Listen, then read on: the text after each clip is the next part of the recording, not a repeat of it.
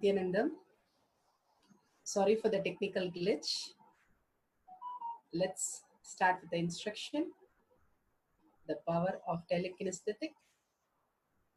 Take some small object, a pen cap or a twig or a small stick. Have a bowl of water, no fan or any kind of air next to it. So place it in one of the corner, take a picture of it, and let's sit straight, get into the meditation.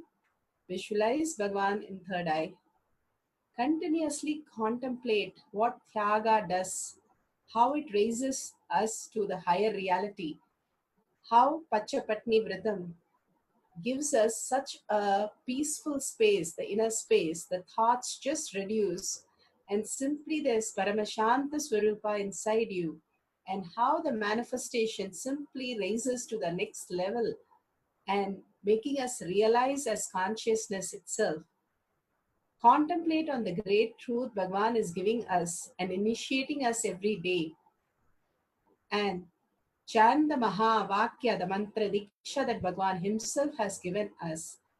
Literally offering the mantra to the Jatagni in your stomach raises you to the consciousness, Paramashiva space of Sri Kailasha, simply for you to manifest any reality.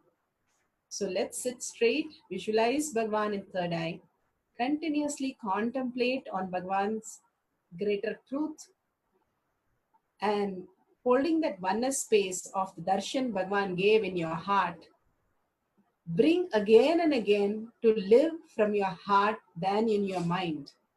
The more and more you start living from your heart, seeing everything as Paramashiva, everything as Swamiji himself, will make you manifest the highest reality. And chant the Maha Vakya, Om Nityananda Paramashivoham. Paramashivoham. Om Nityananda Paramashivoham. Om Nityananda Paramashivoham. Om Nityananda Paramashivoham. Om Nityananda Paramashivoham. Om Nityananda Paramashivoham. Om Nityananda Paramashivoham. Om Nityananda Paramashivoham. Om Nityananda Paramashivoham. Om Nityananda Paramashivoham. Om Nityananda Paramashivoham. Om Nityananda Paramashivoham. Om Nityananda Paramashivoham. Om Nityananda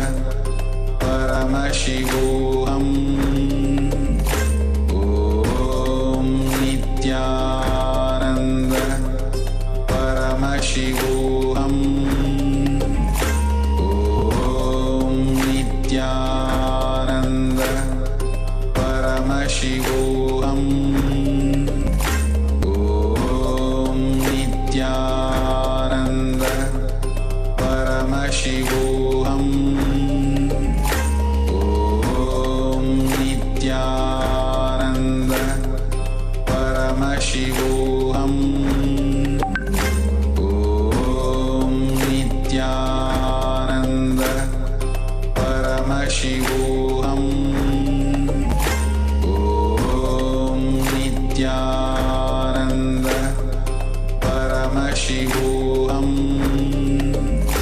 Om Nityananda Paramashivoham.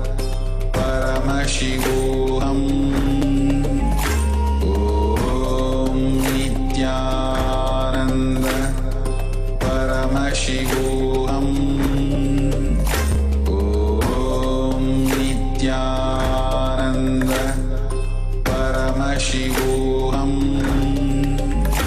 ॐ नित्यानन्द परमशिवोऽहम् ॐ नित्यानन्द परमशिवोऽहम् ॐ नित्यानन्द परमशिवोऽहम् ॐ नित्यानन्द परमशिवोऽहम् ॐ नित्यानन्द परमशिवोऽहम् ॐ नित्यानन्द परमशिवोऽहम् ॐ नित्यानन्द परमशिवोऽहम् ॐ नित्यानन्द परमशिवोऽहम् ॐ नित्यानन्द परमशिवोऽहम् ॐ नित्यानन्द परमशिवोऽहम् ॐ नित्यानन्द परमशिवोऽहम् ॐ नित्यानन्द परमशिवोऽहम् ॐ नित्यानन्द परमशिवोऽहम् ॐ नित्यानन्द परमशिवोऽहम् ॐ नित्यानन्द परमशिवोऽहम् ॐ नित्यानन्द परमशिवोऽहम्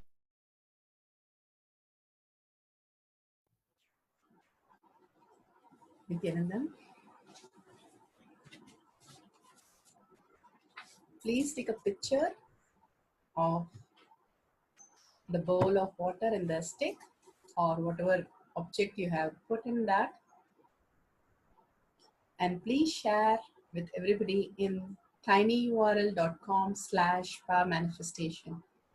Again and again, every day, Charya Pada, Kriya Pada, Yoga Pada, Jnana Pada. Jnana Pada is you manifesting the greater reality, the manifestation of Bhagwan, the Leela, through all of us. Just we came here to celebrate Bhagwan, continuously enjoying, continuously holding the oneness space in every action, in every thought, not diverting to your mind whether it's logically possible, impossible, this can be done, this can't be done, I don't have time, how do I do things? The Pachapatni Vridam is the best example to break all that impossibility, because all that is just the dream, just the mind. How we are caught up in the delusion, and Bhagwan is raising us continuously into the higher reality. Holding Bhagwan in your heart continuously in every action, consciously doing that, breaks free from the elementary field, and living that and enjoying that, celebrating that, the oneness space in your heart continuously makes you more and more out of this delusion. And sharing that with the world, enriching the world with the great signs that Bhagavan is giving us, especially Pachapati